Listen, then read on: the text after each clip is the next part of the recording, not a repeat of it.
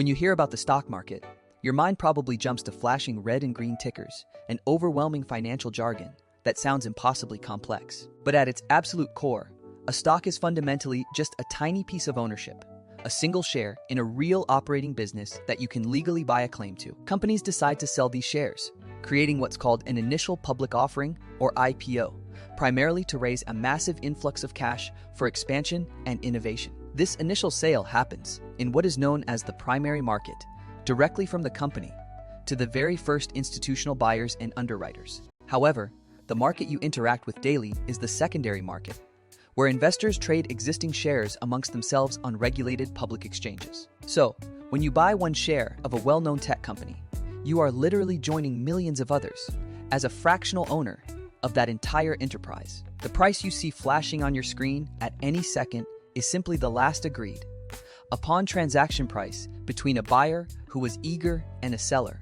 who was ready to let go. This constant dance between immediate supply and demand is what causes the minute-by-minute price volatility that so often grabs the headlines. But in the long run, the most powerful driver of true stock value remains the actual financial health and future earning potential of that specific company. External factors, such as widespread economic shifts or significant changes in national interest rates, can also place considerable upward or downward pressure on nearly all stocks. You don't actually go to the exchange floor yourself. Instead, you place your buy or sell instruction through a licensed intermediary known as a brokerage firm. If you need to transact instantly, you submit a market order, which tells your broker to take the absolute best price available right now, guaranteeing execution.